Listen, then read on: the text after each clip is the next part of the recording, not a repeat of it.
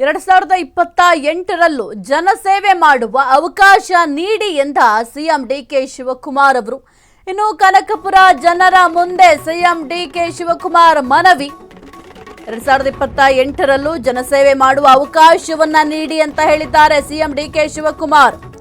CM ಆಗಿ ಮೊದಲ ಬಾರಿಗೆ ಕನಕಪುರಕ್ಕೆ ಹೋಗಿದ್ದಂತಹ ಸಿಎಂ ನಿನ್ನೆ ಹಾರೋಹಳ್ಳಿಯಿಂದ ಕನಕಪುರದವರೆಗೂ ರೋಡ್ ಶೋ ಮಾಡಿದ್ರು.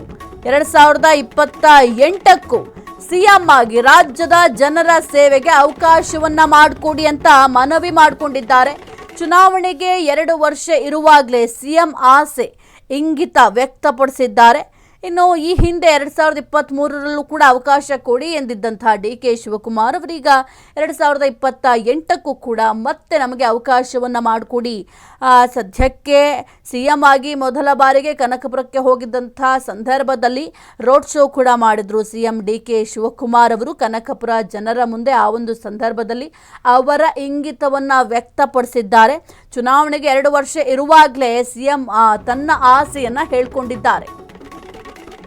ಚುನಾವಣೆಗೆ 2 ವರ್ಷ ಇರುವಾಗಲೇ ಸಿಎಂ ಇಂಗಿತ ವ್ಯಕ್ತಪಡಿಸಿದ್ದಾರೆ. ಈ ಹಿಂದೆ 2023ರಲ್ಲೂ ಇದೇ ರೀತಿಯಲ್ಲಿ ಮನವಿ ಮಾಡಿಕೊಂಡಿದ್ರು. ಕಾಂಗ್ರೆಸ್ ಮುಂದಿನ ಸಿಎಂ ಆಕಾಂಕ್ಷಿಗಳಿಗೆ ಚೆಕ್ಮೇಟ್ ಇಟ್ರ ಡಿಕೆ ಶಿವಕುಮಾರ್ ಅವರ. ಹಾಗಾದ್ರೆ ಚುನಾವಣೆಗೆ 2 ವರ್ಷ ಇರುವಾಗಲೇ ತಮ್ಮ ಇಂಗಿತವನ್ನ ವ್ಯಕ್ತಪಡಿಸಿದ್ದಾರೆ, ತಮ್ಮ ಆಸೆಯನ್ನ ಹೇಳ್ಕೊಂಡಿದ್ದಾರೆ. ಈ ಹಿಂದೆ 2023ರಲ್ಲೂ ಕೂಡ ಅವಕಾಶವನ್ನ ಕೊಡಿ ಅಂತ ಡಿಕೆ ಶಿವಕುಮಾರ್ ಅವರು ಕನಕಪುರದ ಜನರ ಬಳಿ ಮನವಿಯನ್ನ ಮಾಡಿಕೊಂಡಿದ್ರು.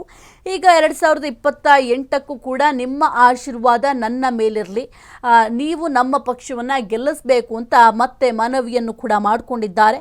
ನಿನ್ನೆ ಕೃತಜ್ಞತಾ ಸಮರ್ಪಣಾ ಒಂದು ಪ್ರವಾಸವನ್ನು ಕೈಗೊಂಡಿದ್ದರು ಡಿಕೆ ಶಿವಕುಮಾರ್ ಅವರು. ನಿನ್ನೆ ಮೆಟ್ರೋದಲ್ಲಿ ಕೂಡ ಸಂಚಾರವನ್ನು ಮಾಡಿದ್ರು. ಸಾರ್ವಜನಿಕರನ್ನ ಮೆಟ್ರೋದಲ್ಲಿ ಹೋಗುವಂತಹ ಸಂದರ್ಭದಲ್ಲಿ ಮಾತನಾಡಿಸಿದ್ರು. ಜೊತೆಗೆ ಸಾಕಷ್ಟು ಸಾರ್ವಜನಿಕರಿಗೆ ಸೆಲ್ಫಿಯನ್ನು ಕೂಡ ಕೊಟ್ಟಿದ್ರು. ಅದಾದ ನಂತರ ಹಾರೋಹಳ್ಳಿಯ ಮಾರ್ಗ ಮಧ್ಯದಲ್ಲಿ ಚಾಮುಂಡೇಶ್ವರಿ ದೇವಸ್ಥಾನಕ್ಕೆ ಹೋಗಿ ದೇವರ ಆಶೀರ್ವಾದವನ್ನು ಕೂಡ ಪಡೆದ್ರು. ರೋಡ್ ಶೋ ಕೂಡ ಮಾಡಿದ್ರು. ರೋಡ್ ಶೋ ಮಾಡುವಂತಹ ಸಂದರ್ಭದಲ್ಲಿ ಅಲ್ಲಿ ನೆರೆದಿದ್ದಂಥ ಜನಸ್ತೋಮವನ್ನು ಕುರಿತು ಕೆಲವೊಂದಿಷ್ಟು ಒಂದು ಪ್ರೀತಿಯ ಮಾತುಗಳನ್ನು ಆಡಿದ್ರು. ಜೊತೆಗೆ ಅವರ ರಾಜಕೀಯ ಜರ್ನಿ, ಆ ಒಂದು ಜರ್ನಿಯ ಕುರಿತು ಕೂಡ ಮಾತನಾಡಿದ್ರು. ಅದಾದ ನಂತರ 2028ರ ಚುನಾವಣೆ ಏನಿದೆ, ಈ ಒಂದು ಚುನಾವಣೆಯ ಸಂದರ್ಭದಲ್ಲಿ ನಿಮ್ಮ ಆಶೀರ್ವಾದ ನನ್ನ ಮೇಲಿರಲಿ, ನನ್ನ ಪಕ್ಷದ ಮೇಲಿರಲಿ, ನೀವು ಆಶೀರ್ವಾದ ಮಾಡಿದ್ದಕ್ಕೆ ನಾನು ಇವತ್ತು ಸಿಎಂ ಆಗಿದ್ದೀನಿ ಅಂತ ಕೂಡ ಅಲ್ಲಿದ್ದಂತಹ ಜನರ ಒಂದು ಬಳಿ ಮನವಿ ಕೂಡ ಮಾಡಿಕೊಂಡ್ರು. ಜೊತೆಗೆ ತಮ್ಮ ಬೇಡಿಕೆಯನ್ನು ಕೂಡ ತಿಳಿಸಿದ್ರು. ಚುನಾವಣೆಗೆ 2 ವರ್ಷ ಇರುವಾಗಲೇ ಈಗ ಆಲ್ರೆಡಿ ಒಂದು ರೀತಿಯ ಪ್ರಚಾರ ಕಾರ್ಯಗಳನ್ನು ಶುರು ಮಾಡಿಕೊಂಡಿದ್ದಾರೆ ಸಿಎಂ ಡಿಕೆ ಶಿವಕುಮಾರ್ ಅವರು ಎಂಬ ಪ್ರಶ್ನೆ ಕೂಡ ಸದ್ಯಕ್ಕೆ ಮೂಡ್ತಾ ಇದೆ. ಇನ್ನು ಕಾಂಗ್ರೆಸ್ ಮುಂದಿನ ಸಿಎಂ ಆಕಾಂಕ್ಷಿಗಳಿಗೆ ಈಗ ಚೆಕ್ಮೇಟ್ ಏನಾದರೂ ಇಟ್ರ ಡಿಕೆ ಶಿವಕುಮಾರ್ ಅವರು.